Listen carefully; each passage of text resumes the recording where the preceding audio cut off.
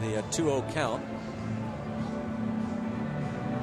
against Jordy Mercer and Andrew McCutchen on deck. And as John Wehner just said, it is extremely important, obviously, for the Pirates. The Buccos still not giving up hope on the National League Central Division. They are 5 back of the St. Louis Cardinals. They are just 2 out of a wild card spot. Atlanta a game behind the Milwaukee Brewers for that second wild card spot. So extremely important. Here's the in-game box score. Josh Harrison, 3 for 4. Leading the way offensively once again. Jose Tabata with a couple of hits. Jordy Mercer will be stepping in. When you think about it, yesterday, with before the rains came, the wind howling out, and offensively, not a whole lot happening. In fact, you can make an argument: better defense. It's 0-0. Yeah, that's right. If you played great defense, both teams, it's a 0-0 game.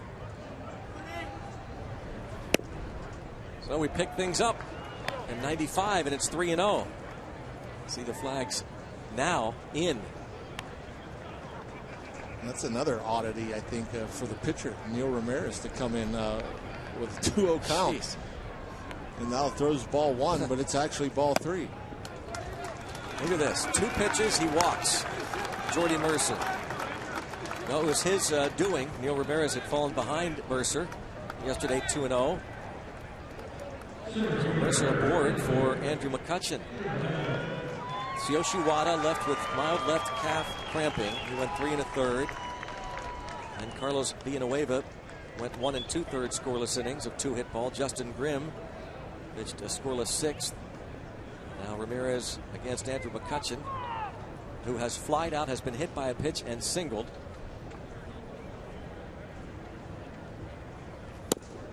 These statistics will count in yesterday's box score. We're playing on Saturday the 6th. Play along with us. We're playing Friday the 5th. And it's quiet. Yeah. Fans aren't here yet. The scheduled 3:05 game here Central Time, so they haven't arrived. But yet you're late in the game that's tied, and there's like nothing happening.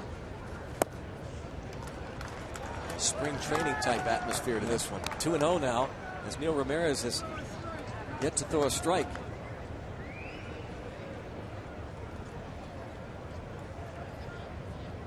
Nearly vacated Wrigley Field on a Saturday. Unheard of. 2-0 on Andrew McCutchen. Even the rooftops are mostly empty. We've had an umpire, by the way.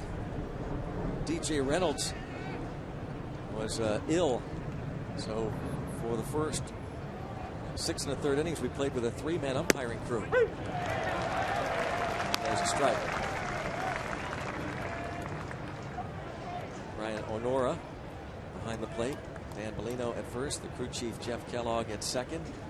Chad Whitson is at third, taking over for DJ Reynolds, or DJ Rayburn.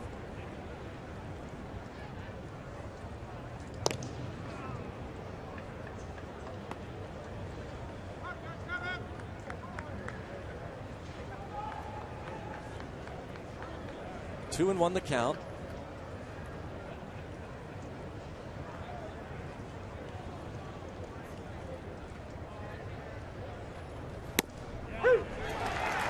It's 2-2. Hard slider, good location.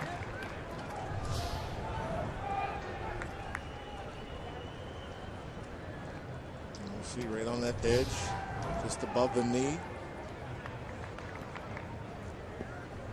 2-2 on Andrew McCutchen. A tie game in the 7th inning, picking up the suspended game from yesterday. Popped him up. Second baseman. Boy, the wind playing all kinds of tricks on Alcantara. He started the game in center field and switched in the 6th inning to second base. With the way the wind's blowing, there's not a cloud in the sky, everybody got to go to the ball. Because the wind, especially if it picks up, the ball can end up just about anywhere. Yesterday, that ball, that pop-up would have been caught by the right fielder. Arismendi Alcantara makes the catch, and so for the Pirates, they have a runner at first and 2 outs, and Russell Martin at the plate.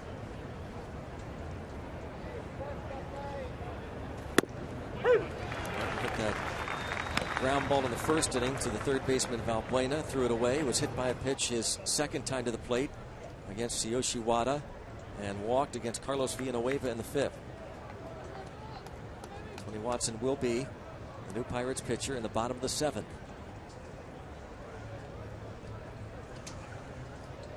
Runner takes off.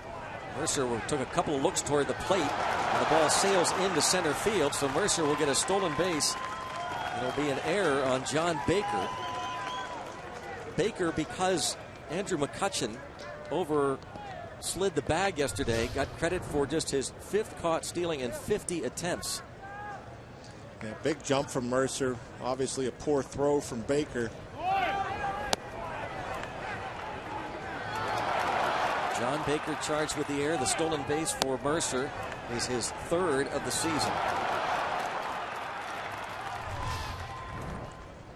And now you never know. 90 feet away, wild pitch, pass ball, infield hit.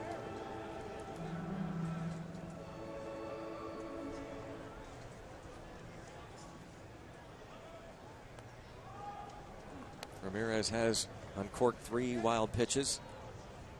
Rick Renteria in his first year as skipper of the Chicago Cubs, who've won 6 straight home games. Check swing foul.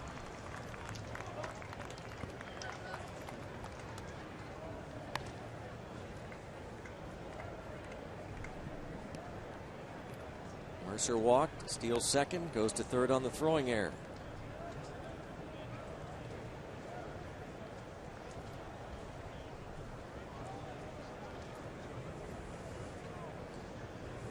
Oh, 0-2 on Russell Martin.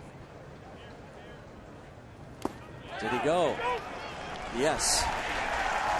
Ramirez strikes him out. Everybody up here at Wrigley for 7th inning stretch time. 35,541 will stand.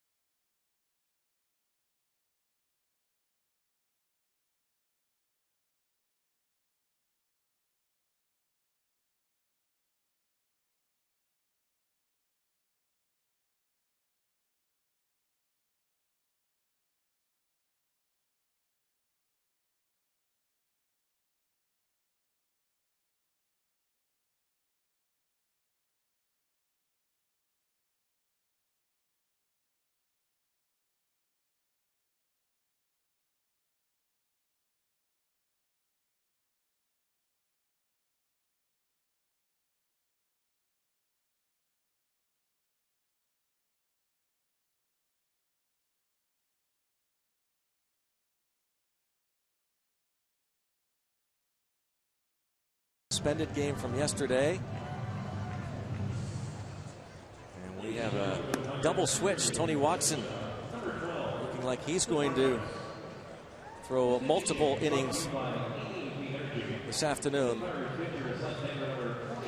Let's see if we can pick him up his 11th win. 10-1, 168 ERA.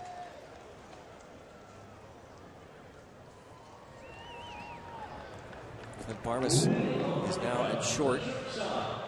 He'll hit in the ninth spot.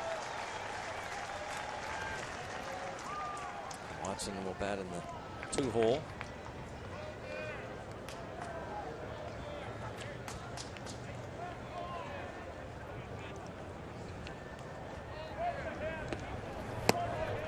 Ball one on Javier Baez. Cubs in-game box score. Cubs with just 5 hits. 2-hit day for Chris Valaika, the first baseman. Tony Watson now falls behind 2-0.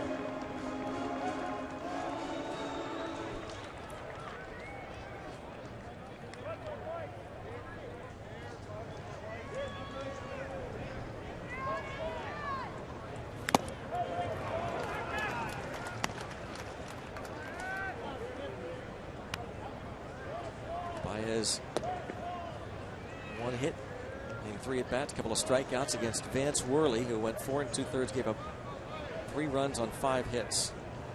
2 of those runs earned. And now Watson falls behind Baez, 3-1. Well, he went with a 2-0 changeup to Baez. I don't know if we'll have the confidence to do that here. 3-1. Certainly don't want to walk the leadoff man here.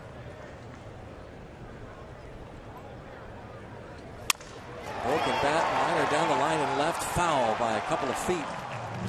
3-2 on Javier Baez. He does have the confidence to throw the changeup 3-1. Had Baez out in front.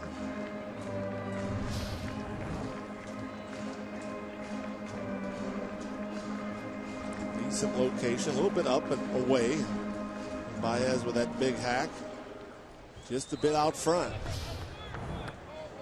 Talk about how unusual and weird it must be for these players. How about for a guy like Tony Watson? It's like a start for him. Very weird. A starting pitcher back in his minor league days.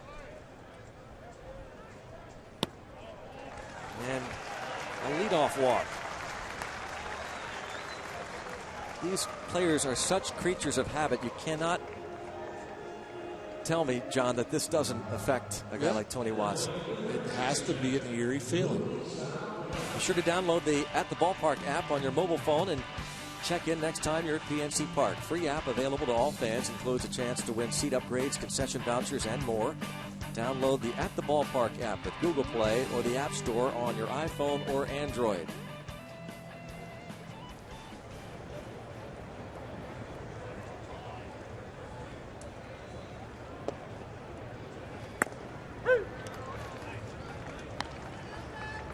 The count. Valbuena, who has flied out, doubled, walked, and scored a pair of runs. Tony Watson, the last time he started a game, and essentially that's what he's doing, August 10th, 2011, with AAA Indianapolis.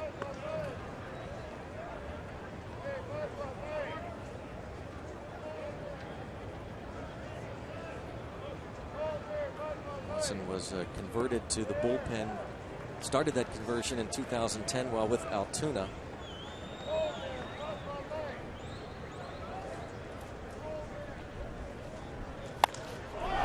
Deep to right, toward the wall, and it is a foul ball. Wow.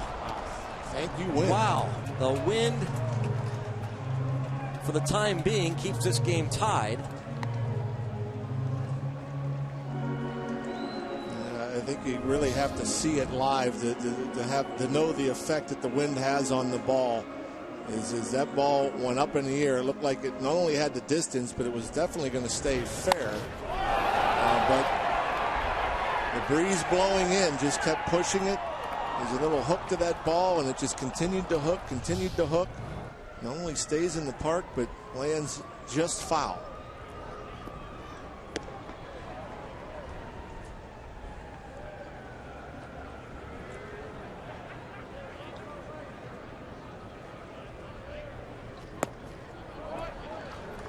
2-2 count on Valbuena.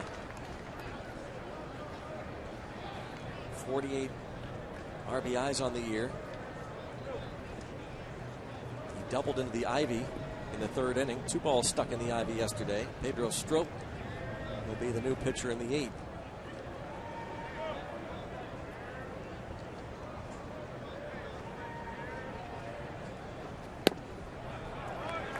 Two and two now on Valbuena.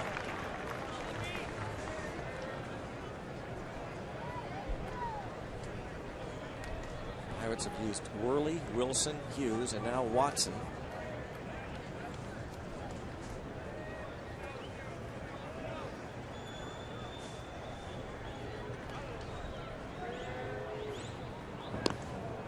Not to forget about Baez over at first.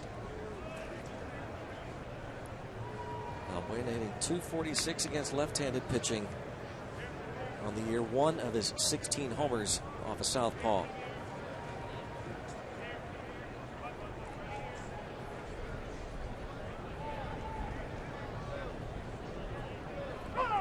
Time called just as Watson was ready to deliver. Brian Lenora granted the timeout call.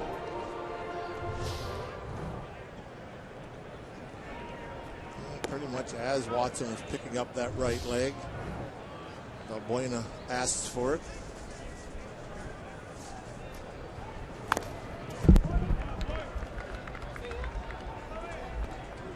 Stays 2-2 on the veteran. One of the few veterans in the lineup these days for Rick Renteria. Starlin Castro, shortstop, and first baseman Anthony Rizzo likely done for the rest of the season.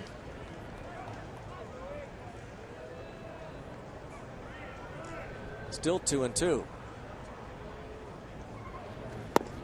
And a full count. And not chasing the slider, Valbuena.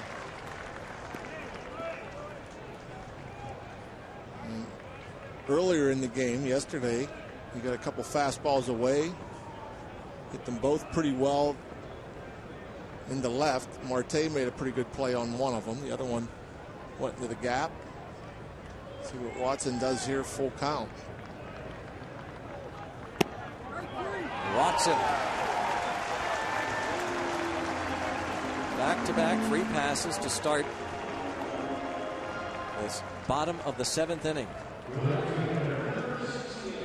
No, it's a slider. It's a breaking ball. It's pretty close. It's a good take by Valbuena if it's down. But you see there, UPMC Sports Medicine Strike Zone has it right at the knees. So Watson does not get the call. There have been, I guess, some back and forth between some hitters and home plate umpire Brian Onora in the first 6+ innings. More with pitches off the plate than up or down. There is Jorge Soler, 0 for 2, but with a sacrifice fly.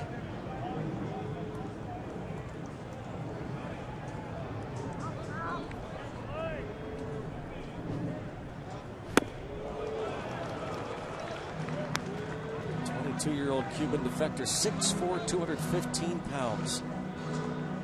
They are giddy over what they think Jorge Soler is going to do. And just starting out his big league career with a dozen hits and 28 major league at-bats.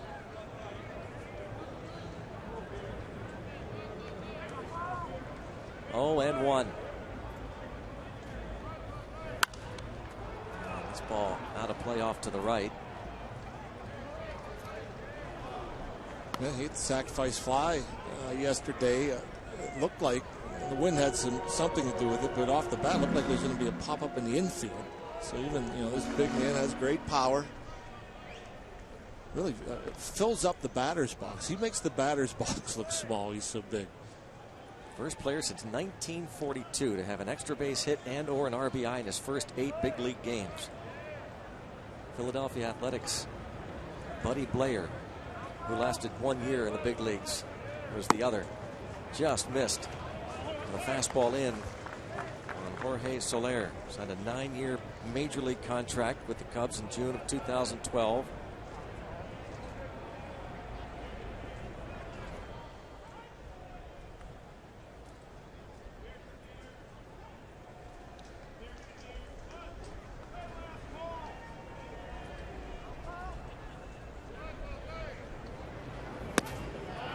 takes. 2-2.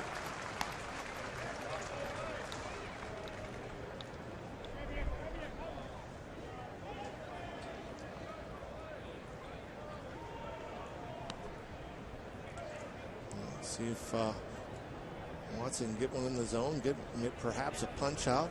Better yet, double play ball.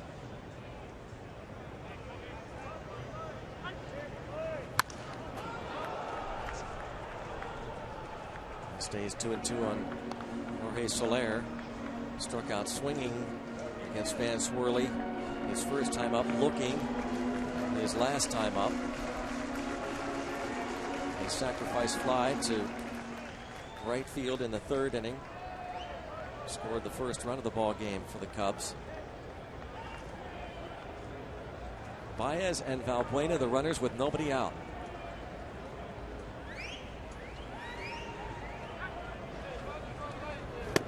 And Watson gets the rookie. One down. Nice job. Good breaking ball. Had him beat by the fastball. Late swings on the fastball. Then he starts his breaking ball off. Starts out as Soler sees it. It looks down the middle, but it kept breaking in off the plate. Ends up chasing. Watson now against the left-handed hitting Chris Coghlan, who walked his last 2 times up against Van Swirly. His first time he grounded to first.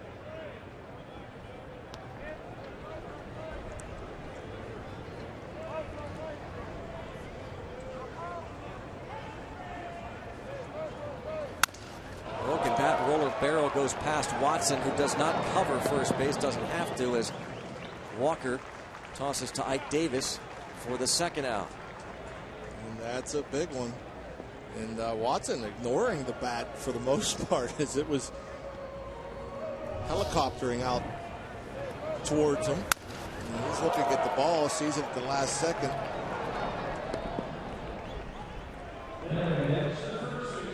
Good look on the Allegheny Health Network Supermo. Yeah, got way in there on Coghlan. When you get jammed like that, you have a hard time getting out of the batter's box. As you see there, he's laid out of the box, and it's a good thing, because Ike Davis originally went after that ball. Neil Walker, good communication, calls him off so Ike can go cover. They had time to retire Coghlan. Here is Chris Valaika. 2 out of 3, a double in the second inning. RBI single in the 5th inning.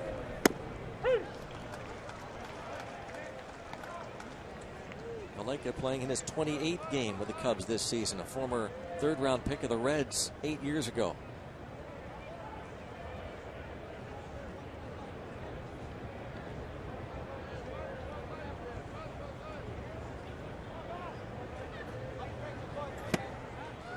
Oh, and 2. Good sequence there. Come in under the hands with a fastball on the inside corner, speed up the bat, pull the string with the changeup.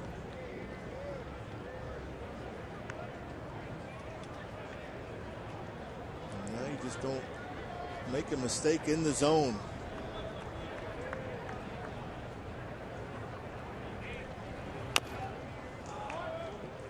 Hangs in there.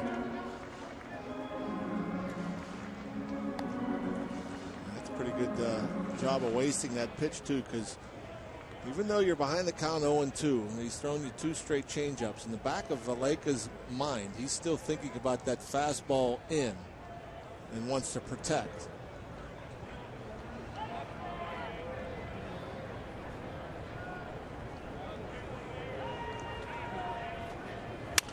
And down the line in left field, it is a foul ball. Boy, there have been some close calls here in the bottom of the 7th inning.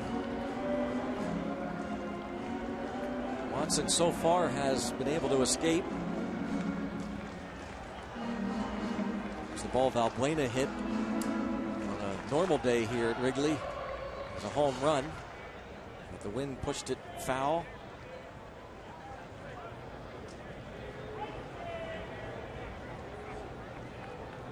Valaika gets the new bat. Remains 0-2 on him. Tony Watson's pitch count, if that will have a bearing on whether he does indeed come out for the 8th inning. Let's see if he tries to go upstairs with a fastball. Throw one by him up above the letters. See if you can get a chase. Ice cream! Ready to throw his 25th pitch of the inning. See if they do get a chase. Downstairs. 1-2. Yeah, the previous 0-2 slider got too much plate, and that was the ball that Valaika hooked foul, so tried to bury one towards the back foot.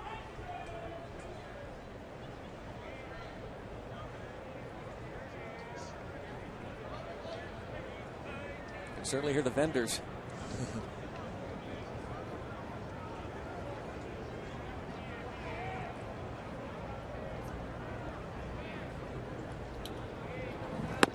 Strike 3 call. 95.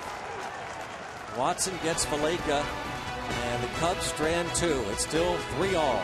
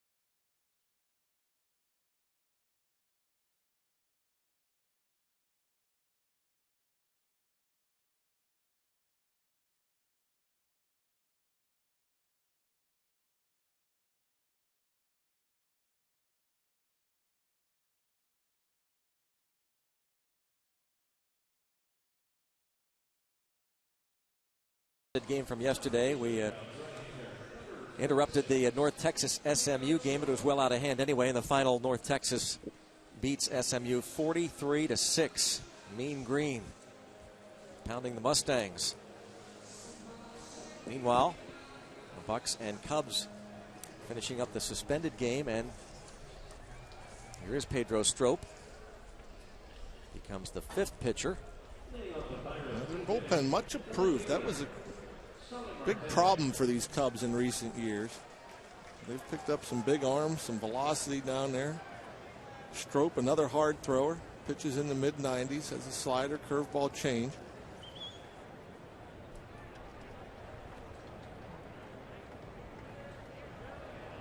Starling Marte leads off.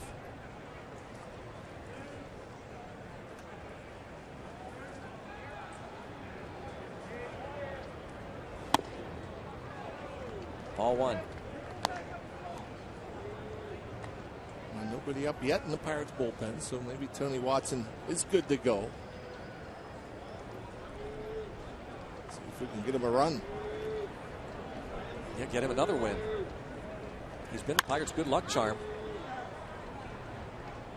Back in the day, they used to call it the Vulture W's. Tony Watson is 10-1 this season. Another win, and he matches Edinson Volquez for the team lead in victories. Isn't that amazing?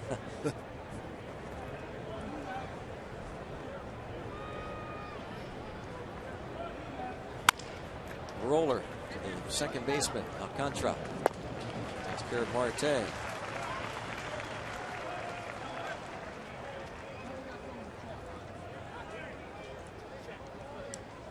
Giants are beating the Tigers again. They won last night. So San Francisco leads Milwaukee by 3 games for the top wild card spot. And the Tigers have dropped out of the AL Central lead and one of the wild card spots. They're a half game out of a wild card in the American League, and they trail the Royals by 2 games. Wouldn't that be something? That'd be a big story. No, if the Tigers don't go, yep. Oh, that will be a huge story.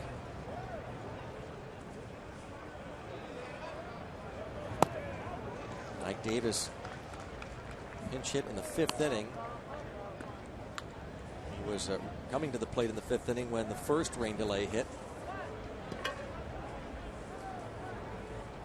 Eventually struck out against Villanueva.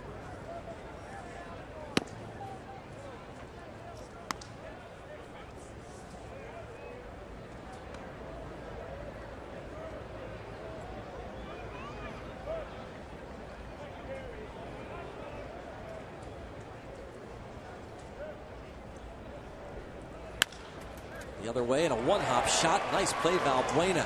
Off the line. Strong play by Luis Valbuena.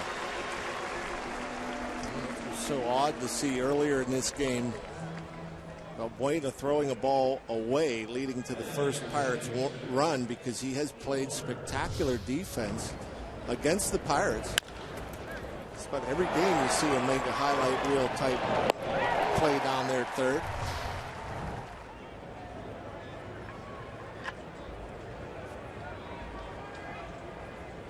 Two down. Here's Neil Walker.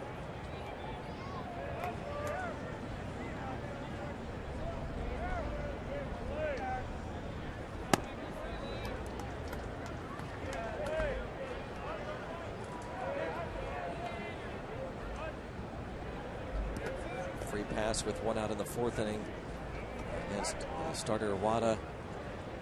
Tapia then lined a double over the center fielder's head to score Walker.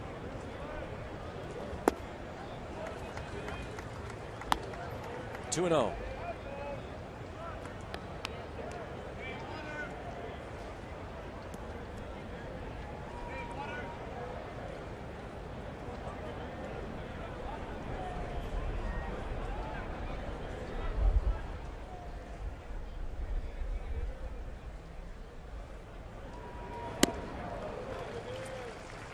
Neil looking for something he can drive. Put a quick one up there. Got an off-speed pitch.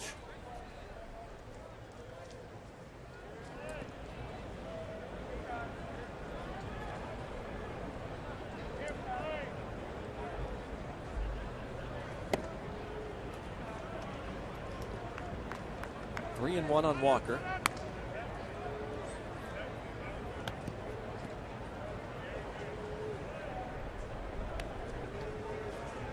Strop has gotten 2 ground ball outs.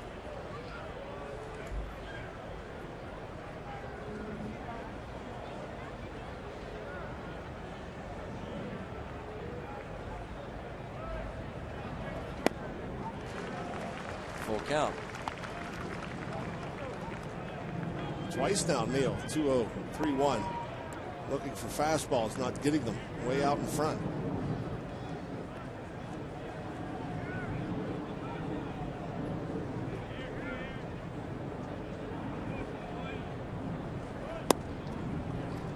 Well, Tapia will come to the plate. Check out the Nissan Road Ahead. Francisco Liriano and Felix Doubront will match up in the regularly scheduled game. A couple of lefties. Doubront acquired a couple of weeks ago from Boston, and the records of these 2 lefties.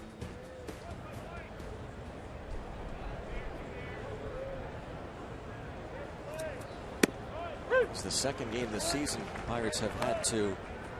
Second time this season the Pirates have been involved in a suspended game back in Cincinnati on April the 14th. They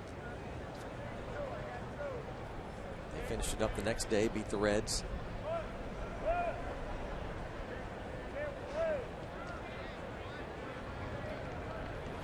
And 1 on Tapia, who has 2 hits and 3 at bats.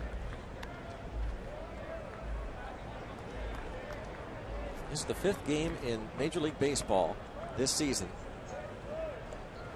that is going to be completed at a later date. Most games in one season since 1986. Tabata on 3 pitches, down on strikes. Head to the bottom of the 8th inning. 3-3.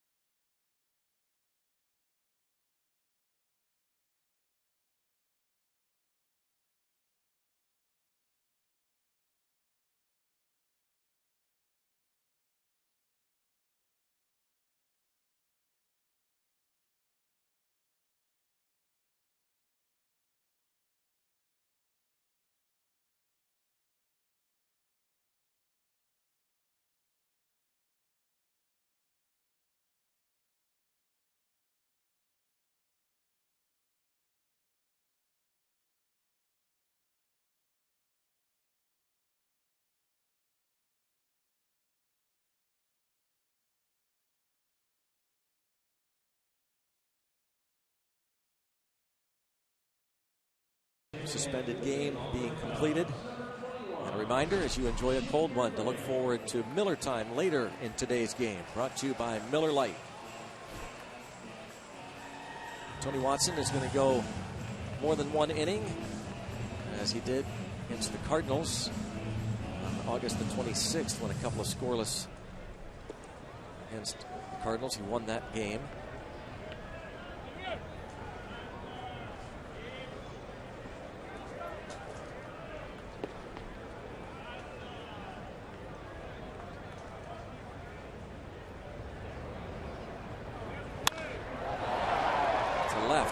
Marte retires Junior Lake, the pinch hitter. 1 pitch and 1 out. There's not many fly balls going to go very far. You hit a ball on a line, you reach the bleachers. But you hit a ball in the air, you're going to be very big and very strong. And even then, I'm not so sure. Watching batting practice earlier today, there were some balls hit out there in the bleachers, but not the high fly balls. They just stay in play. Here's John Baker. Strike 1. Baker walked intentionally in the 2nd inning, facing Van Swirly. He grounded out in the 4th inning. And against Jared Hughes, he lined out to center field in the 6th.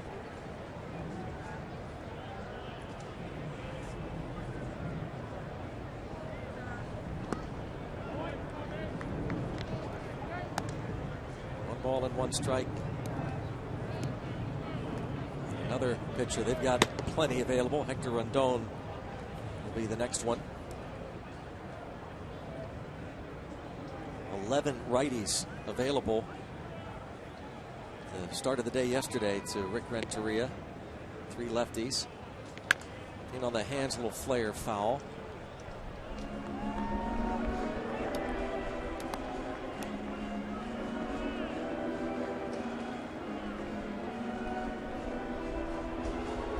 Relievers.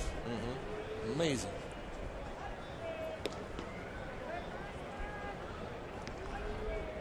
Very crowded.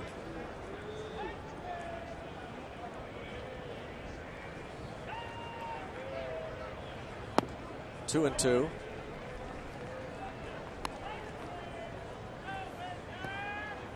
Sixth time this season that Tony Watson has gotten more than 3 outs in an outing.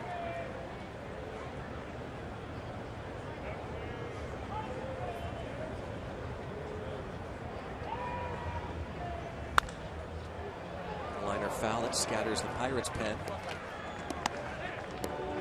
Fairly crowded in there as well. One of the hardest working men in baseball right there. Herbie Andrade. Pirates bullpen catcher. Still quick. Yep.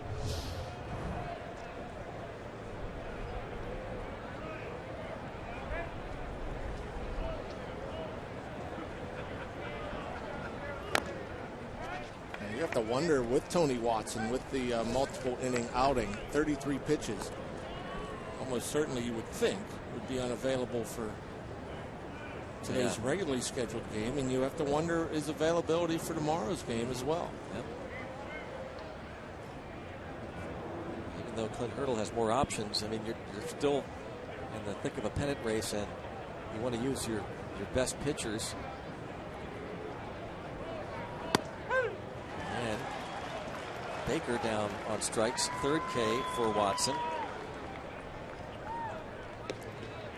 Fastball ahead, especially after you see some off-speed pitches. It's just explosive. It just jumps out of his hand. And not a whole lot you could do with that.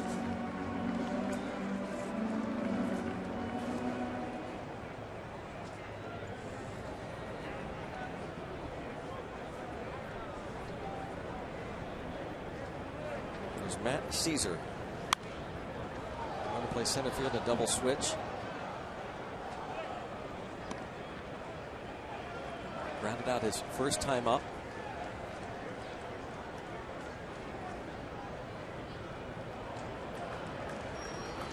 S-Z-C-Z-U-R. The rookie, Matt Caesar. And a base hit into center field.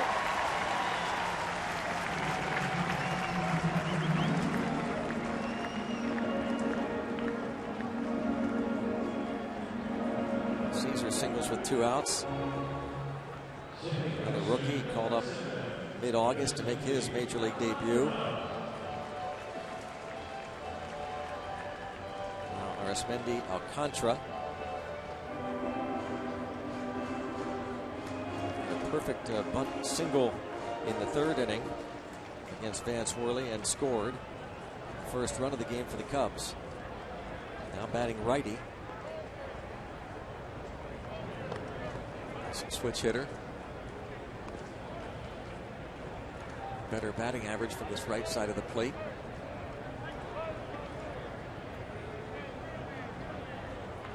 '22-year-old rookie from the Dominican Republic.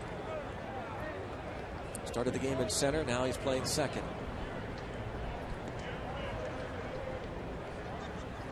The Pirates are going to start loosening up Mark Melancon now. Will be a pitch count where Clint Hurdle takes out Watson.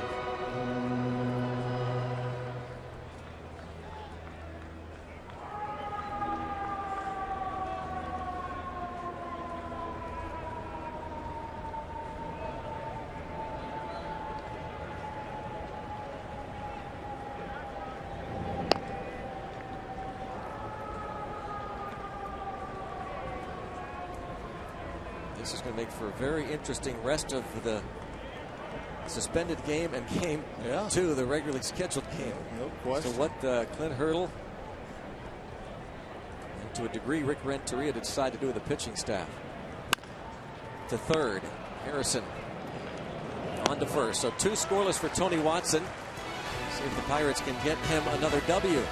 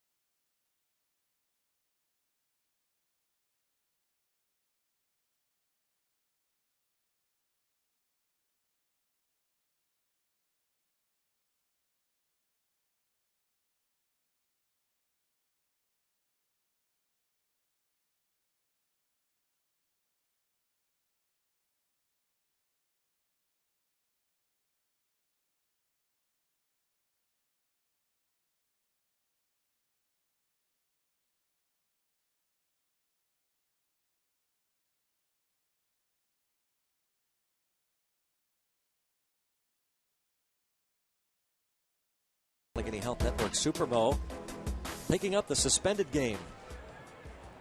And still tied going to the 9th. And Hector Rondon will pitch the 9th. Rondon, Cubs closer. Obviously not a save situation. Tied into the 9th. There will not be a save situation for the home team.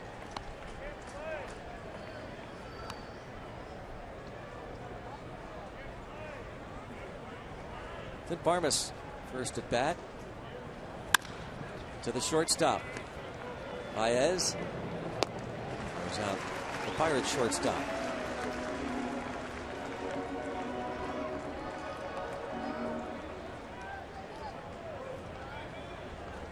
Hector Rondon gets Clint Barmas, and now it'll be Josh Harrison coming to the plate. And Hurdle looks over his lineup card.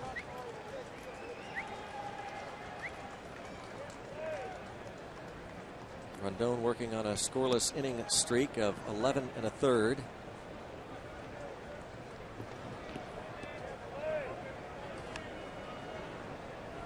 And he's learned how to pitch a little bit. I don't know. You recall his rookie year. He used to just come out firing, throwing as hard as he could, velocity in the upper 90s, and couldn't get anybody out. And now he's backed off. He kind of lives in the low 90s. Mixes it up more.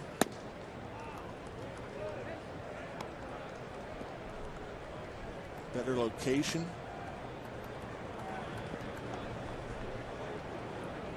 Must be a pretty fine Rule 5 pickup. Rule 5 player selected from the Indians roster before last season, and the Cubs had to keep him on their roster all of last year, and he made 45 appearances. 6'3", 180 pounds from Venezuela.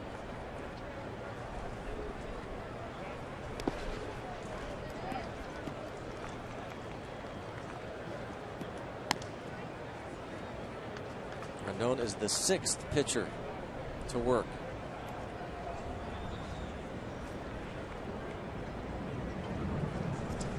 And Swirly was the starter in this game yesterday. Tim and Bob were the starters. Is this a record for a Root Sports telecast, by the way? Maybe. That 4 broadcasters work one game. Yeah, pretty amazing. Yeah. Well, Bob never really worked the game. Well, he worked the pregame. Pregame. Which is as important, I think, as the game itself sometimes. Very much so, yes. Rondon strikes out Josh Harrison. Tim and Bob working the radio side. Well, I guess Tim's doing it.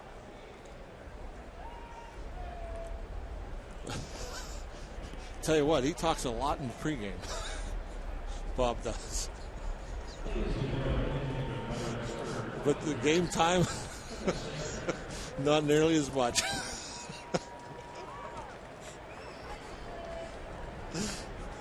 Still a little raspy.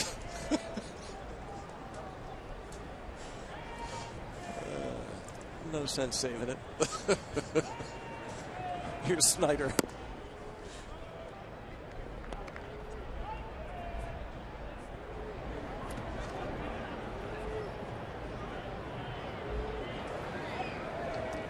Snyder takes ball 2. 2-0 on Travis Snyder, pinch hitting for Tony Watson.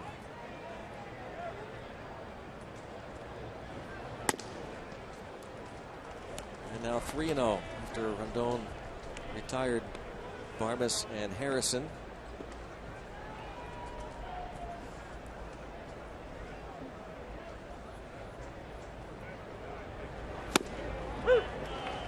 Like Travis had the green light, looked for a pitch that he can hammer.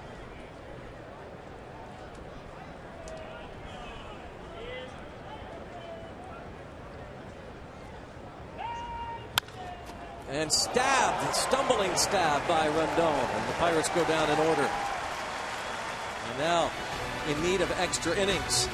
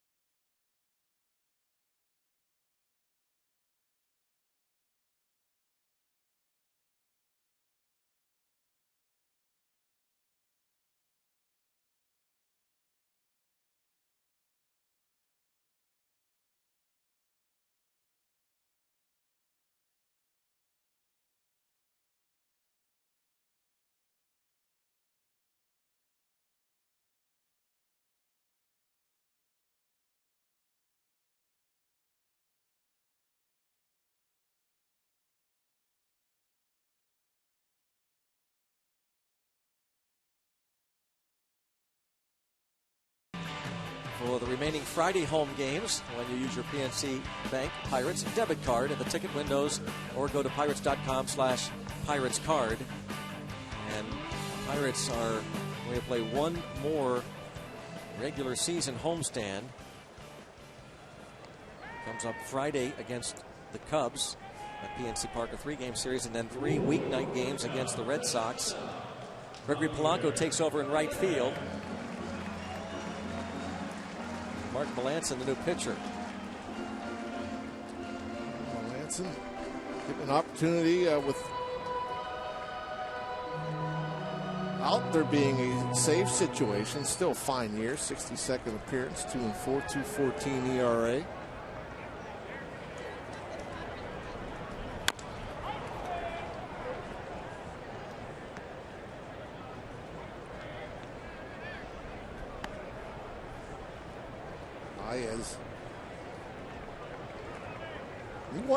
You have to wonder, obviously he's a big prospect for the Cubs, big power. You know, they're okay with him, the way he goes up there and just swings uncontrollably. And you wonder, how much production do you need to settle for all the strikeouts and such? And is he strong enough defensively? Well, it's interesting to hear them talk because the general manager talked the other day, Jed Hoyer, about the fact that he is so much more comfortable playing shortstop and that Starlin Castro is their regular shortstop. Just as you talk of swinging uncontrollably, throws his bat at that pitch well in the dirt. Now this might sound ridiculous, Greg, but he has a chance to strike out 100 times this year. That does sound ridiculous, but if you look at the numbers, it's an outside chance. Yeah. Oh, well out in front of the plate. I mean, I lost my stat pack, but I want to say. Well, I probably stole yours again. But that's 56 strikeouts and 130 at bats. Yeah. 56 and 130.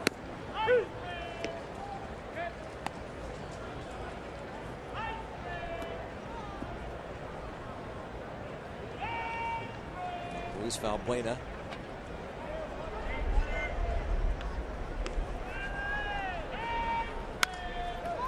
In on him, roller to Barmes. To first, 2 outs.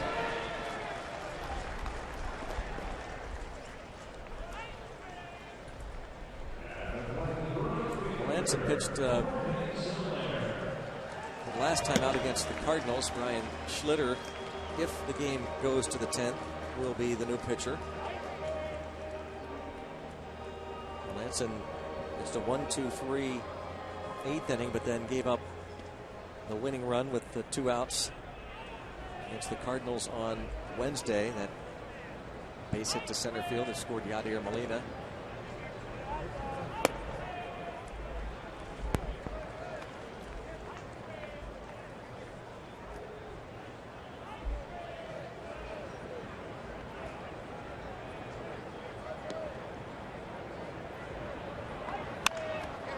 Into the bat and to first baseman Davis. Melancon covers in a quick 1-2-3 bottom of the 9th, and so we are going extras. The completion of the suspended game from yesterday, and Andrew McCutchen will be leading things off for the Pirates. He'll be followed by Russell Martin and, if need be, Starling Marte.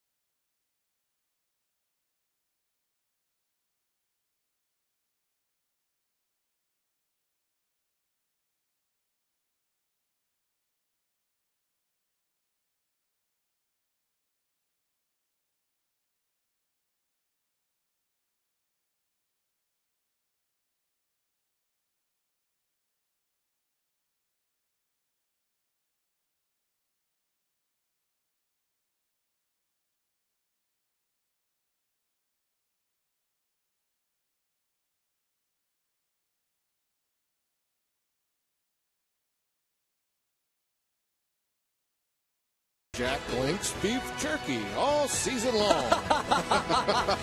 Jack Link's beef jerky. Feed your wild side. That might be the best read we've had all year. And by the way, we are going to, whether you like it or not, I hate to say it, we are going to have to go and finish the bottom half of this inning. Just so you know. Probably so. Look how angry Bob Walk is that you just read that. He is so mad. That is his promo, or his. He loves that line. Billboard. Yeah, he did look kind of grumpy.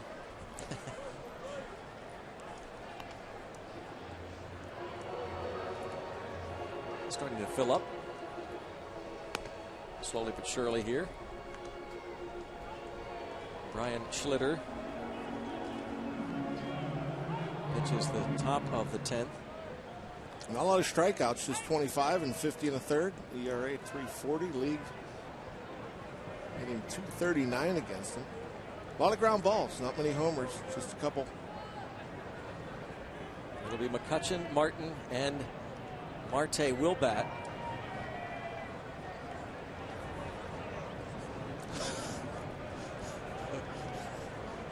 Even if we don't need him to be. I don't care. He's batting. Whether you like it or not, he will come to the plate. This is only the first game, too. That's what's really funny about this. Yeah. I think we're getting now.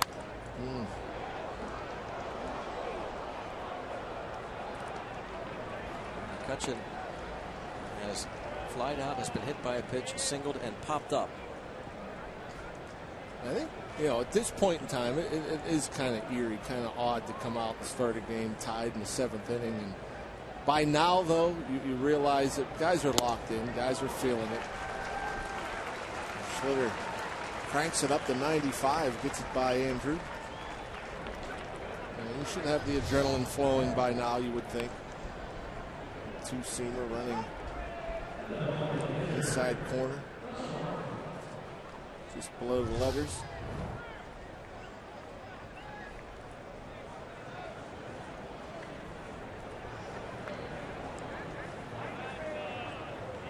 Russell Martin.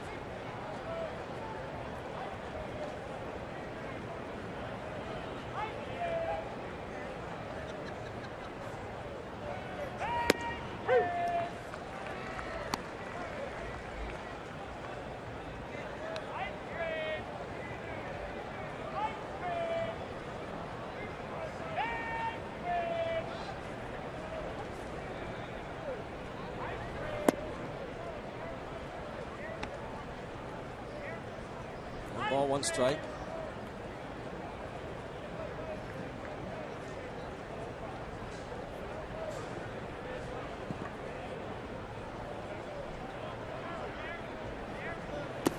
Now, just curious. Now, if you came to yesterday's game, do you get to come to today's game? I mean, obviously they had tickets sold for yesterday and tickets sold for today. How does that work? Just out of curiosity. I didn't think didn't know if you'd have the answer to that or not. But I bet you who knows is Robbie and Smikowski. I do, and the ticket holders for yesterday, let me rephrase that. Today's game, if you had a ticket to today's originally scheduled game, you were able to attend the conclusion of yesterday's game. So ticket holders for yesterday's game only got to see until the 7th inning, and then the ticket is no longer good. You would have had to purchase a ticket for today's originally scheduled game. So there you have it. So some of these fans already previously had tickets are getting some bonus baseball here on Saturday afternoon, guys. Huh. Good stuff. Yeah. Thank you, Robbie. Clears that up. Somebody would know. Yeah.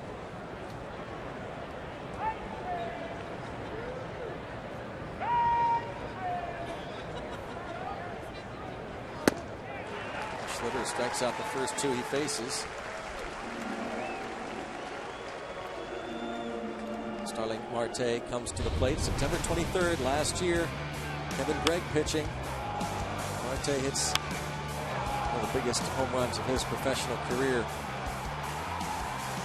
The Pirates take the lead. They go on to win it and clinch a playoff berth.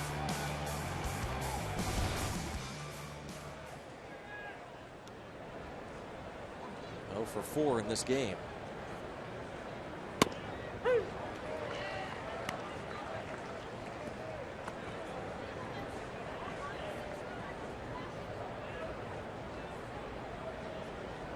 Schluter's got up just a couple of home runs. And off the glove of the second baseman, Alcantara. He misplayed that line drive. Yeah, I don't know if he mistimed his jump, if he didn't see it, what happened there, but the ball was in on Marte. I think it hit the outside of his glove, maybe. Yeah, he just whiffed on it. It's a gift hit for Starling Marte. Which, who knows, that could lead to a stolen base, a base hit. Pirate lead.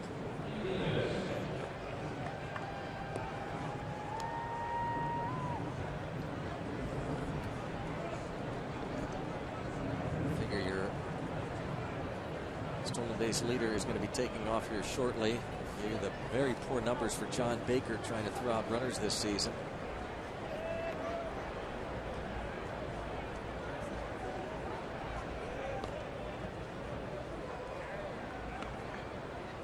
No more oven mitt for Marte.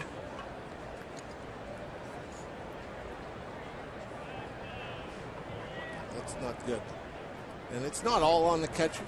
We say it all the time. A lot of it has to do with the pitcher. Wow. He's going to get Marte, even though the throw was in the dirt. And Marte, like Andrew McCutchen yesterday, isn't able to slide. He has to tumble. Baker throws out Marte.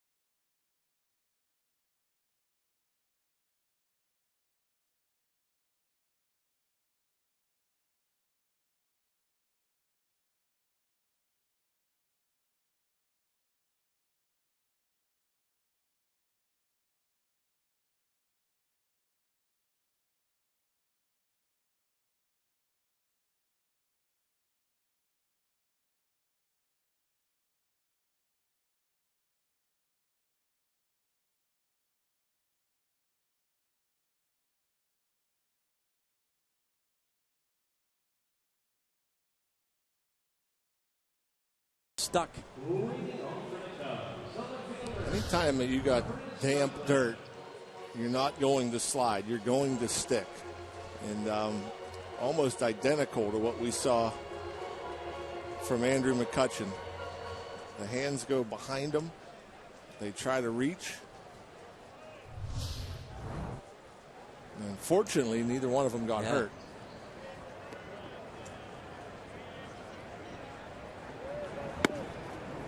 Melanson tries to go a second scoreless inning. This is again Marte.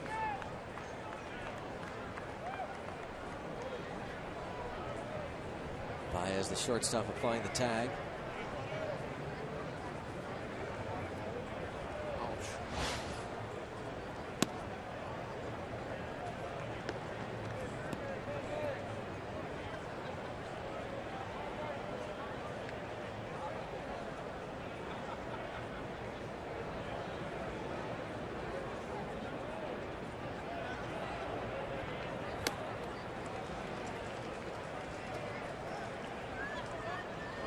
Ball and 2 strikes on Coughlin. A couple of walks against Worley. That's in a 1-2-3 bottom of the 9th.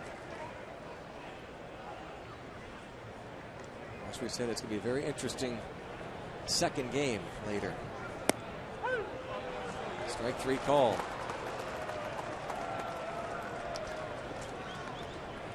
One up and one down. With Watson and Melanson both going 2 innings. Likely not available for the regularly scheduled game. You never know. Worry about getting this one first. That's obviously what Clint Hurdle's doing. He's going to throw everything he's got at the Cubs here in the first game. Hope for a lopsided win in the second.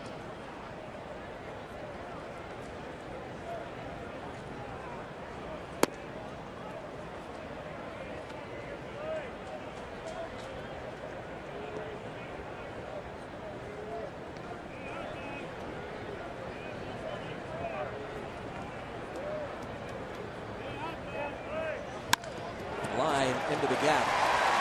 Marte over in a hurry. And holds Valaika to a 1-out single. And that's essentially why you play no doubles right there. And this is a great example of it. You're playing deeper so this ball doesn't reach the wall. Marte playing deep out there in left field. You see the short, quick swing. Valaika having a pretty good game.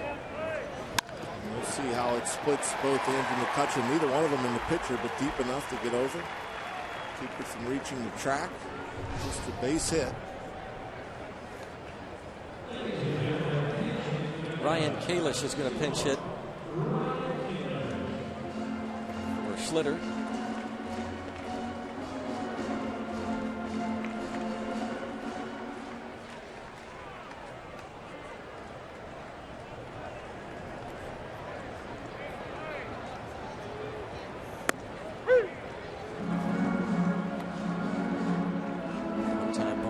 Red Sox player Ryan Kalish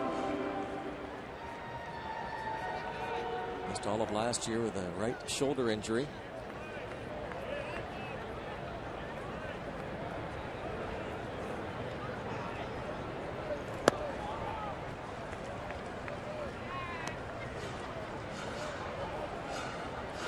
Ball and a strike.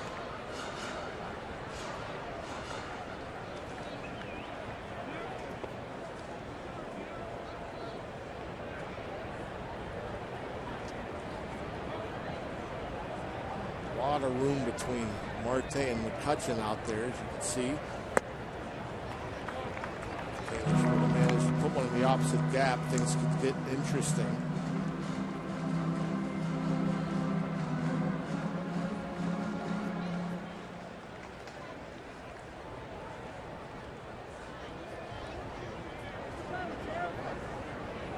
Former teammates, Boston and Pawtucket a couple of years ago, Melanson and Kalish. Runner goes, swing and a miss. Martin's throw is wide, and a stolen base. Very rare. You just do not see that very often from Russell Martin.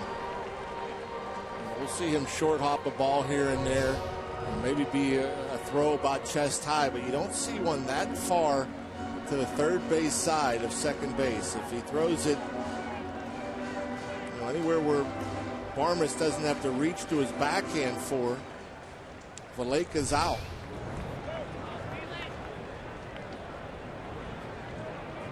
Catchers typically, you'll see, they try to miss on the first base side a second. Throw a lot of times will go right into the sliding base runner. Bounce to the shortstop, Barmes. 2 outs. And on to third goes Valaika. What is so strange, because of this whole completion, the suspended game, even the home fans here, I mean, who are just settling in, they're still coming into the game. They're not into it yet. I mean, they get a stolen base in the bottom of the 10th inning. A base hit scores them, and you don't hear anything.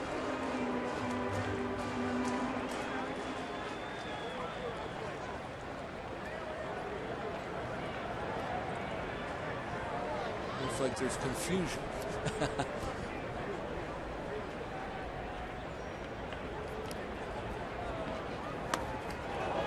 Whoa, is that close? Martin tries to deke the runner into thinking the ball got away. But Valaika didn't buy it. This cutter gets away, almost hits Baker. Fortunately, gets to the end of that catcher's mitt. Russell Martin.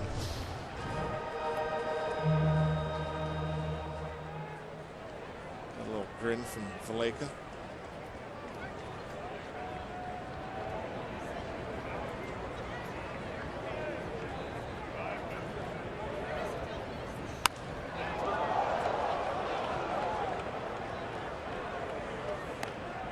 Catcher John Baker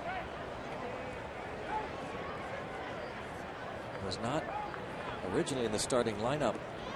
Wellington Castillo was to catch in this game yesterday, but was scratched with lower back tightness, so it's Baker trying to get Valaika home from third and give the Cubs a 7-game home winning streak. Yeah, you mentioned that. How many guys are in that Cubs bullpen? But as far as the reserves off the bench, position players, is see the call that Russell Martin and Mark Melanson gets. That pitch just off the plate.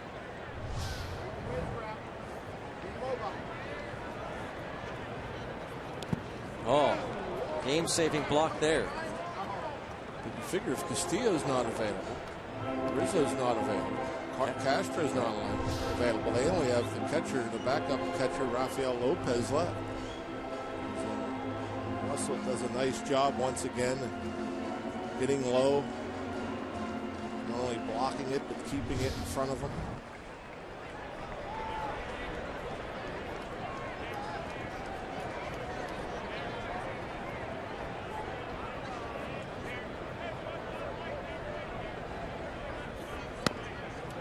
John, with the runner only at third base, the only guy that matters, and first and second open, is there any reason to throw a strike here of any kind? You want to get a chase, right? Obviously. Well, you're obviously not going to give in and throw it over the heart of the plate. But yeah, you maybe try to get something to start in the zone, have it break out.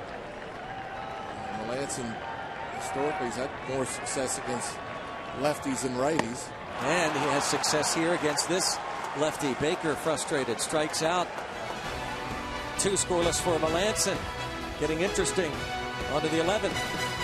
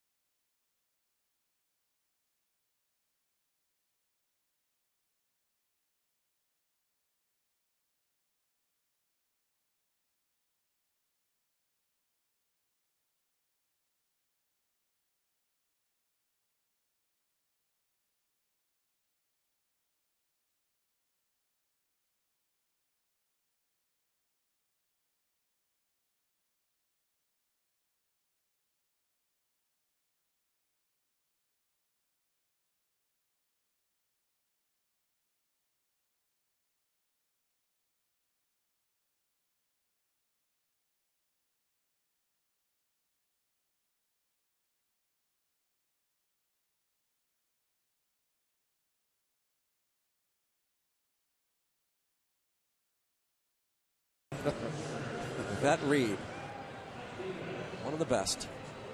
In fact, I vote for your last 2 reads as the very best. I'm sure people are holding their ears. They're bleeding. Well, we are going to, I guess, empty the bench, John, huh? No. John Baker struck out to end it.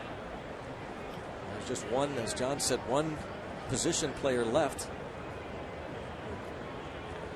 on the third string catcher Rizzo, so he'll remain the only position man available, but Rick Renteria goes to the lefty Wesley Wright. Lefty getting a chance to face Ike Davis. Davis will stay in there. Before the game, we asked Clint Hurdle who he might pitch in this first game, and he mentioned some possibilities. Watson, he mentioned Hughes, perhaps Melanson, and he said to get a chuckle out of the coaching staff, I even mentioned John Holtzcomb. 0-2 the count on Ike Davis. Well, nobody's laughing. Holtzcomb there he is. Will be the pitcher in the bottom of the 11th if the Pirates could somehow find a way to get a run. This unbelievable story, and it is. Yep. One of the more incredible stories ever that you'll ever hear. John Holtzcomb. Truly amazing.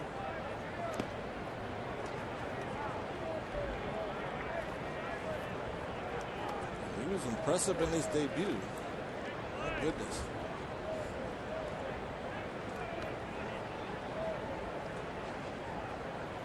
To an Ike Davis.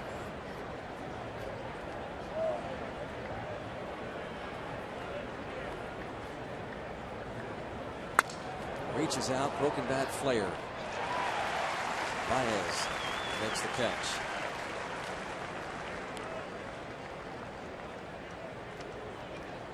One down for Neil Walker.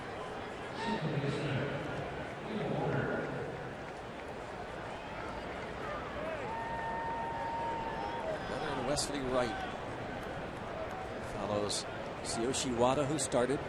Carlos Villanueva.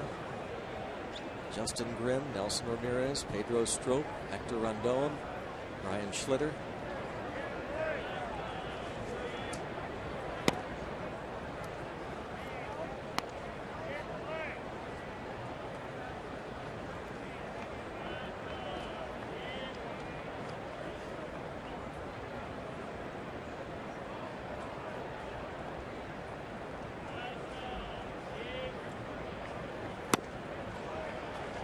Interesting that the Pirates decided to bring in Gregory Polanco when they had Melanson come in. We believe Tabata is healthy. Yeah. But had they just kept Melanson in that spot rather than a double or a straight up switch, you have the pitcher on deck and you have some right-handed hitters available. No, that's why I wondered. No, the pitcher spot was second. Well, I mean, yeah. if they had just kept Melanson, you know, in other words, right. Snyder pinch hit in that spot. Yeah, right. And so I got you. Put Polanco in that spot and have the pitcher spot in the 8th spot. And then you'd have your option.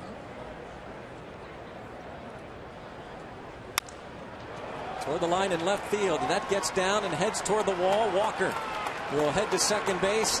And Neil Walker into second with a double. As a right-handed hitter, he pulls it down the line and left.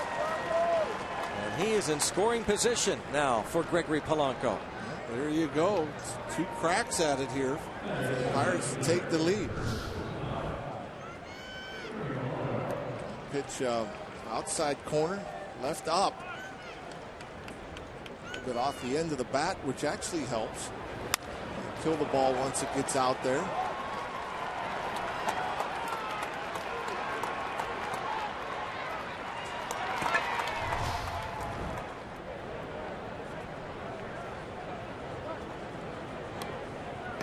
Polanco going to try and get him home.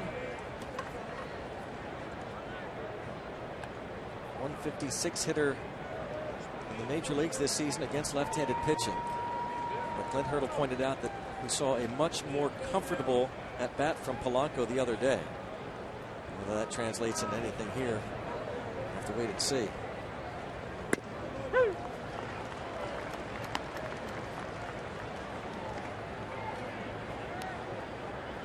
Dean trainer, his manager at AAA Indianapolis, talked about how it was good to see him smiling again. He had lost that smile when he was sent down to AAA Indy a week before the call-ups, September call-ups.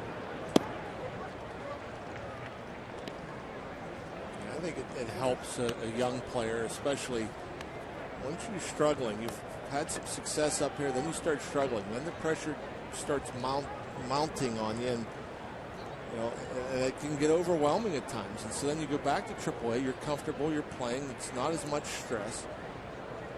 Clear the mind, relax the body, and start going back. It's become such a mental grind up here. The importance of every game, every at bat. And obviously, the quality of the pitching you're facing it's so good. They're not going to give in to you. They're less likely to make mistakes. And if you're struggling with the bat, you can dig yourself a deep, deep hole. Pops this one up toward the line, and left shortstop Baez is going out, and the ball is just foul as the two collide. Coghlan came in, Baez went out.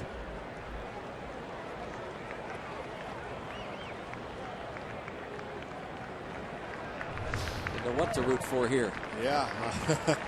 And then Neil Walker was rooting for it to land safely because he was venturing quite a ways off of second base. I think he could tell that nobody was going to be able to reach that and catch it. So he wanted to put himself in a position to score.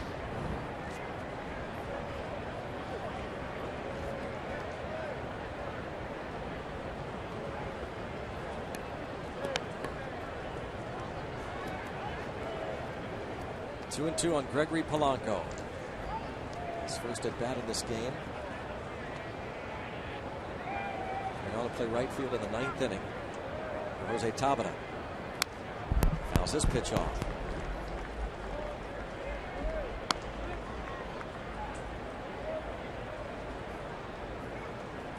Wesley Wright has actually pitched better against right-handed batters, so this favors Polanco a bit.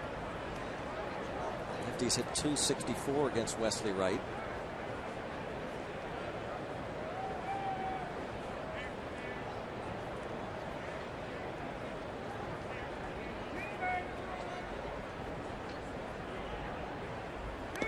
Three and two. And that's the one thing I noticed. Just this is bad by Polanco, picking up the breaking ball. Not even flinching at a couple of those breaking balls that were down or off the plate. The first 2-2 fastball was in there for a strike. Good swing from Polanco. He just missed under it. On deck, Clint Barmas.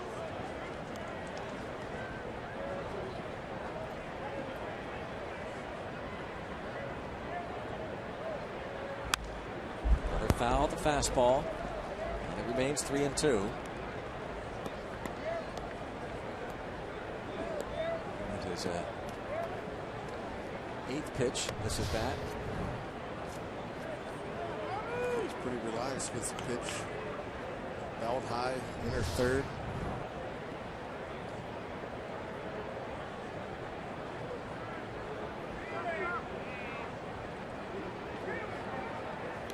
And a nice AB there for Polanco. Tell he's seeing it. He's relaxed. He's seeing the ball. He's picking up rotation. Before he got demoted, he was really jumping up there, really almost offering it everything thrown.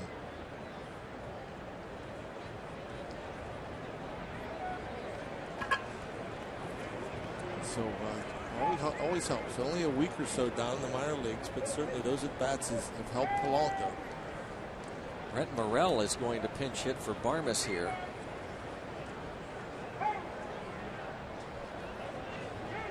Maybe playing a hunch. We'll have our obligatory meeting. Pitching coach Chris Basio going to give the scouting report to Wesley Wright. Brent Morrell. Let's see if there's any history with Barmas. Barmas 0 for 2 against Wright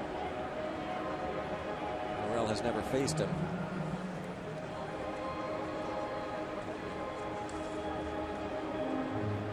Morel for his last 6 major league at-bats. He's hitting .271 at AAA Indianapolis this season, and 4 different stints with the Pirates.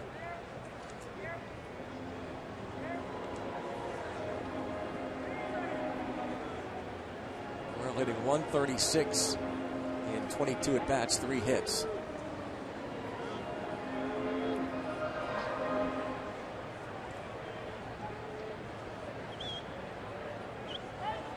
Saw the Tabata there on the bench. I'm guessing, you know, Polanco went in just for defense for Jose Tabata. That'd be it. The only explanation.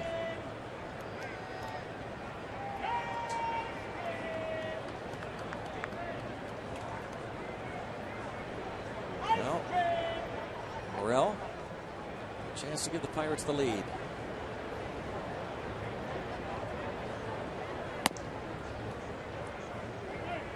Ball 1.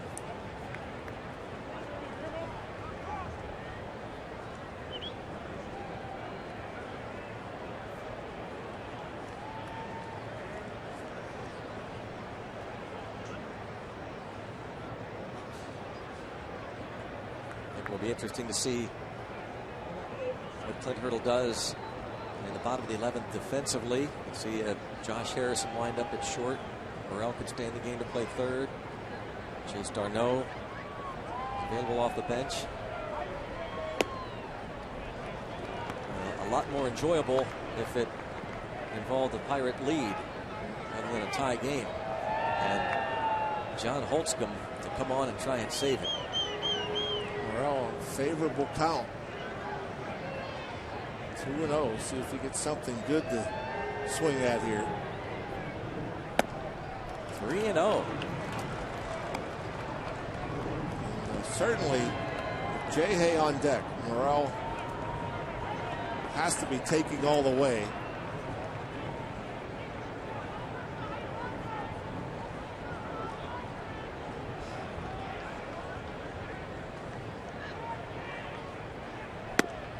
Three and one.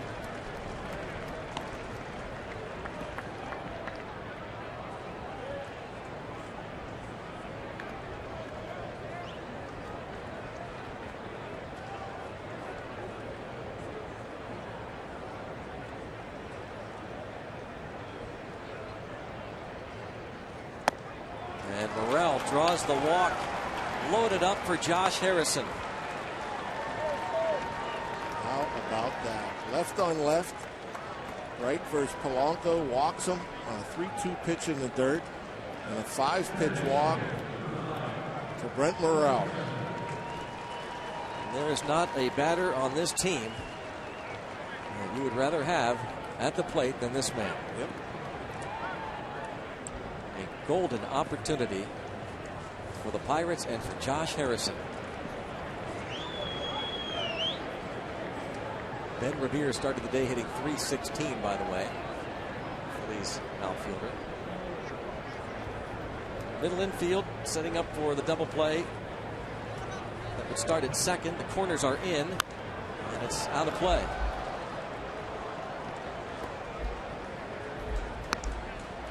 Kind of surprised that Rick Renteria, nobody up in the bullpen, just sticking with his lefty right.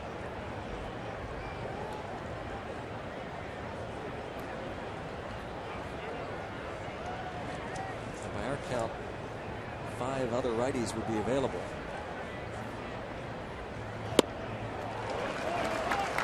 But don't assume anything. Leslie Wright has been in a lot of these situations over the years. This is not new territory to him. It's 0-2.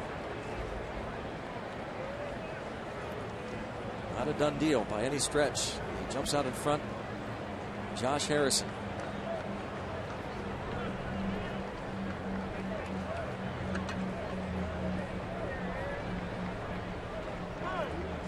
Time called.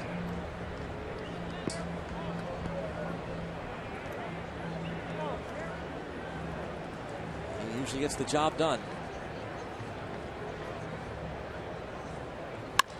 Lines towards center field. Ball drops in for a base hit. Josh Harrison, the RBI single to give the Pirates the lead in the 11th inning. Wow, what is Wesley Wright thinking? He gets ahead of him 0-2 and throws a fastball right down the middle. He has pitches to waste. Jay Hay, one of the best, if not the best, clutch hitter. And he goes right down the middle at 92 on an 0-2 pitch.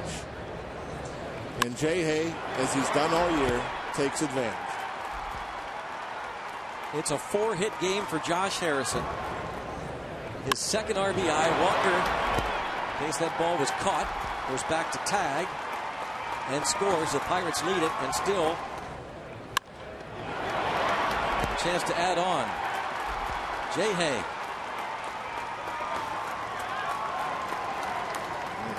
What a season he's having. You know, we're about to see two of the. This is almost a full season of Josh Harrison, getting national attention now as a potential MVP candidate, and a guy that's going to be receiving national attention before too long is warming up in the bullpen for the Pirates. Yeah. Tony Sanchez pinch hitting for Mark Melanson.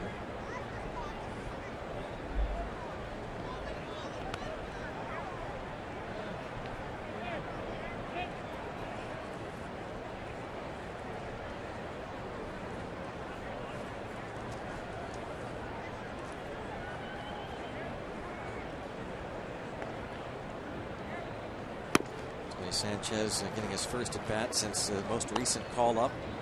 Bulk of the year at AAA Indianapolis. 235 at Indy. He was on the Pirates opening day roster. He played a good bit when Russell Martin was placed on the disabled list. And a fly ball to center field and a stumble by Caesar, but he'll recover to make the catch. Polanco will tag and he will score easily. And the Pirates take a 2-run lead as Tony Sanchez delivers with a sacrifice fly. Just far enough. You have that good speed at third base, and Polanco just get it out there to an outfielder. Good chance Polanco scores. Caesar looking back, wondering why he slipped, but he had plenty of time to recover after the slip. Has the momentum coming in. Air nails the throw, not close to home plate. And a good throw. Doesn't get Polanco with that great speed.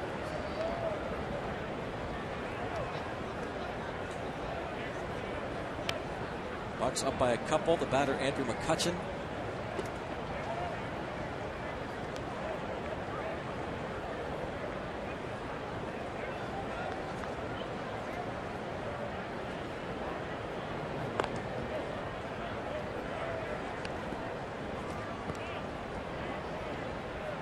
Has flied out, has been hit by a pitch, singled, popped up and struck out. Now the Cubs do get a right-hander up. I think too late. Yeah, the whole throw over to first, and now this visit to the mound, they're just buying time. I'm guessing that Wright is now done. Waiting as they kind of look toward the dugout even.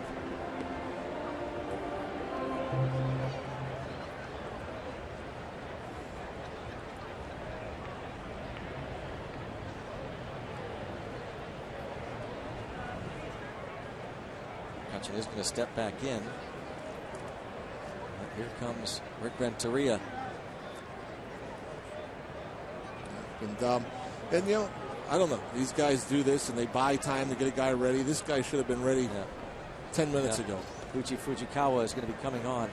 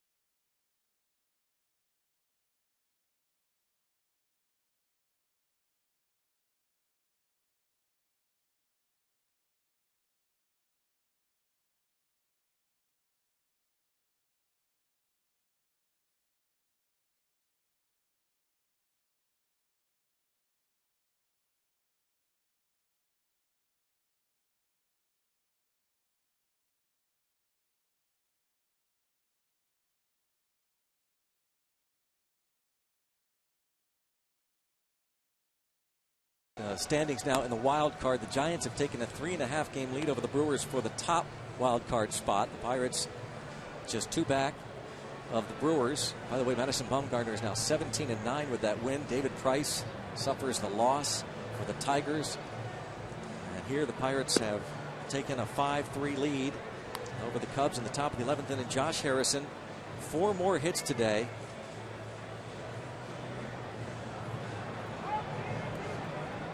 Now hitting .315 for the season.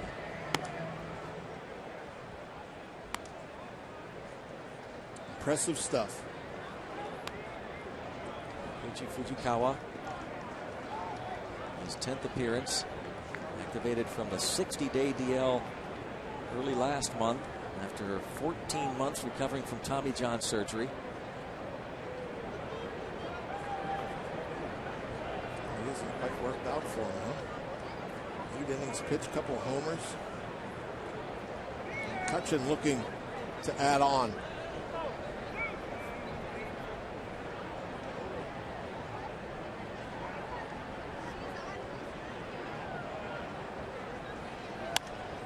Popped it up. Shortstop Baez puts it away. The Pirates get 2. Josh Harrison, an RBI single to break the tie. One of the great stories in 2014. Josh Harrison, a 4-hit day, looking to lead the way to victory. John Holtzcomb coming on.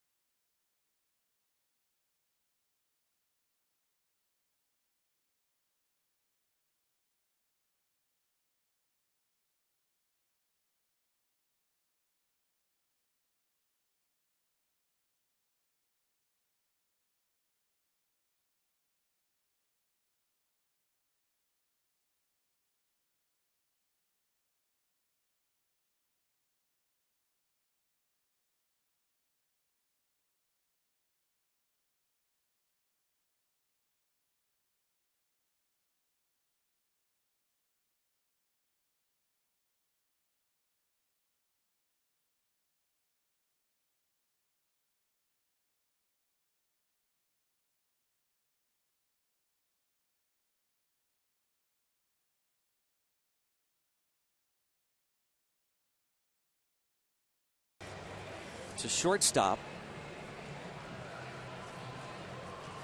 where he played a bunch when Jordy Mercer was down for a bit. Brent Morrell is now over at third base. And John Holtzcomb made his major league debut the other day, faced 3 batters, struck each man out. This was Tuesday night. Talking about an incredible story. He was pitching at the lowest level of independent league ball this year. John Holtzcomb before this summer had not pitched above AA professional baseball. Then played and pitched 4 games for the AA Altoona Curve, got promoted, and pitched 18 games for AAA Indianapolis. Dean Traynor, who is the Indianapolis Indians manager and who is here watching this game, part of the coaching staff in September, wanted to give him a shot at closing, see what he would do with it. And he saved both games before getting promoted to Pittsburgh. Fly ball to shallow left. Harrison racing out, and J-Hay makes the play. Look at that man. And is he okay? Did he twist his ankle there? Yes, he did. After making the catch and turning and flipping the ball into the infield, he has twisted his ankle. Oh, no, that's not good. What a great play, first of all. J-Hay You know, if he has a chance to get to it, he's going to catch it. Can't put any pressure on it. You know, he's been bothered by an ankle sprain the past 3 weeks or so. Ben Potenziano sprinting out.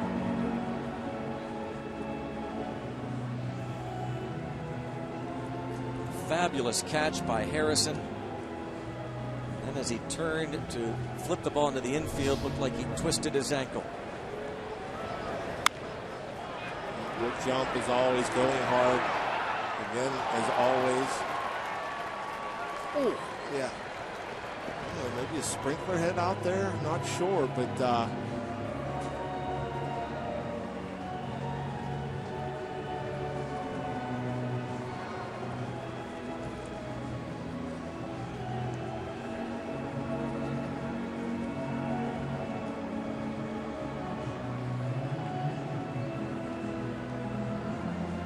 he's up. Trying to apply pressure. I recall a few weeks ago, Harrison at second base. Slide into the bag. An infielder toppled on top of him. Chase Darno might be coming on here. Looks like Harrison will leave the game.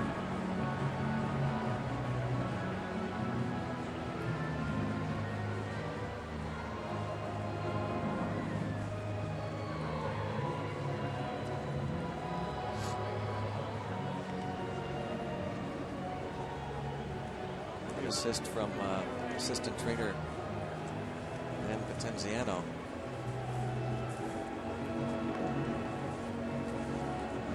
Oh, cross your fingers. Yeah.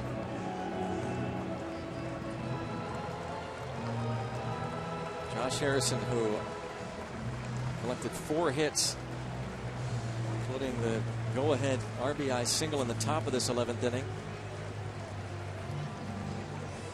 To leave the game.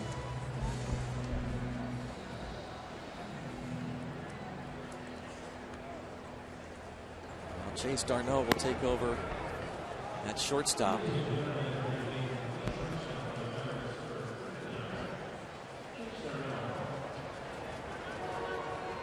Darno bounced around, became a utility player at AAA Indianapolis.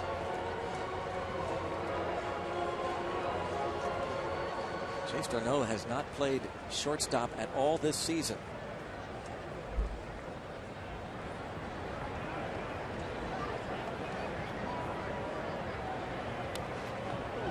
The ball 95 past the catcher. So Chase Darno now at short with 1 out. Arsmendi Alcantara is at the plate. Throwing would be weird for Chase. You know, I'm sure the heart's racing a bit.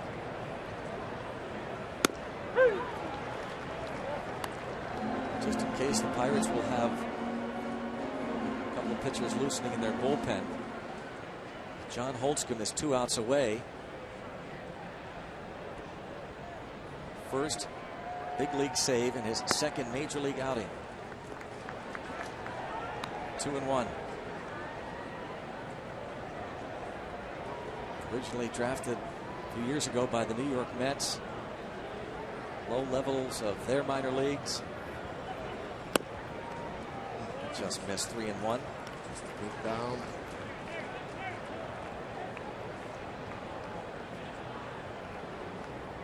For a time was out of a job when an independent league club this year let him go.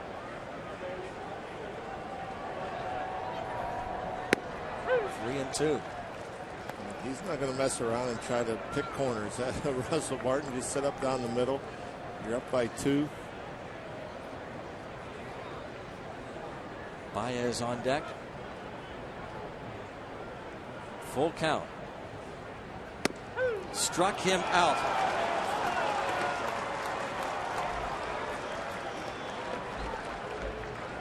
Two away, and this is just absolutely unbelievable to watch what we're seeing here. This is unheard of in the major leagues. Yep. And coming right at him, a fastball, top of the zone. Yeah. And this is mythical. Released from an independent team. The lowest of independent league teams this year. Crazy. By chance, a Pirate scout, Mal Fitchman, saw him.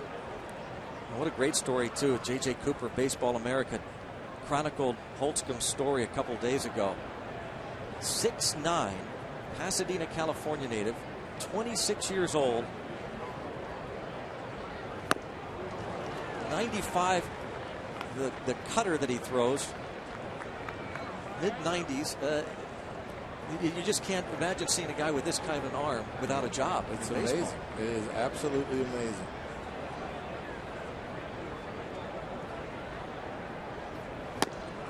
One and two, and he's blowing it past Baez.